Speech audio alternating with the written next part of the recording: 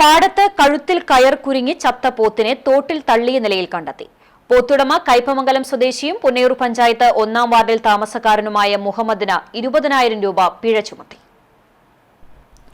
പുന്നയൂർ കുഴിങ്ങര കുട്ടാടൻ പാടത്തെ മൂക്കഞ്ചേരി തോട്ടിലാണ് പോത്തിന്റെ ജഡം തള്ളിയത്. പ്രദേശത്തുനിന്ന് ദുർഗന്ധമുയർന്നതിനെ തുടർന്ന് പുന്നയൂർ പഞ്ചായത്ത് അധികൃതർ നടത്തിയ പരിശോധനയിലാണ് തോട്ടിലെ പാഴ്ചെടികൾക്കിടയിൽ നിന്ന് പോത്തിന്റെ പുഴുവരിച്ച് അഴുകിയ ജഡം കണ്ടെത്തിയത്. തുടർന്ന് ഉടമയെ കണ്ടുപിടിച്ച് ശാസ്ത്രീയമായ രീതിയിൽ സംസ്കരിക്കുവാനും ചത്ത വളർത്തുമൃഗങ്ങളെ കുറ്റമറ്റ രീതിയിൽ സംസ്കാരം നടത്താതെ പൊതുസ്ഥലത്ത് തള്ളിയതിനെതിരെയും 20,000 രൂപ പിഴ ചുമത്തുകയും ചെയ്തു. അതേസമയം താനിതിന് ഉത്തരവാദിയല്ലെന്നാണ് ഉടമ മുഹമ്മദ് അവകാശപ്പെടുന്നത്.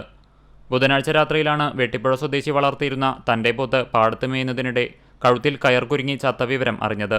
പോത്തിന്റെ ജഡം കുഴിച്ചുമൂടുന്നതിനായി സംരക്ഷണം നടത്തിയിരുന്ന ആളുൾപ്പെടെ പ്രദേശത്തെ ചിലരെ ഏൽപ്പിച്ചിരുന്നുവെന്നും ഇതിന്റെ ചിലവിലേക്ക് 3,000 രൂപ ഇവർക്ക് കൊടുക്കുകയും ചെയ്തതായി പറയുന്നു. എന്നാൽ ഇവർ ജഡം തോട്ടിൽ ഉപേക്ഷിക്കുകയായിരുന്നുവെന്ന് പിന്നീടാണ് അറിഞ്ഞതെന്ന് മുഹമ്മദ് പറഞ്ഞു.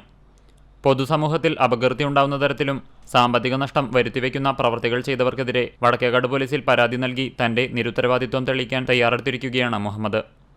Panchayat secretary NV Sheeja, assistant secretary S Priya, panchayat health inspector Rohini Somasundaran, IRTC coordinator Arifa BS തുടങ്ങിയവരുടെ നേതൃത്വത്തിലാണ് പരിശോധന നടത്തിയത്.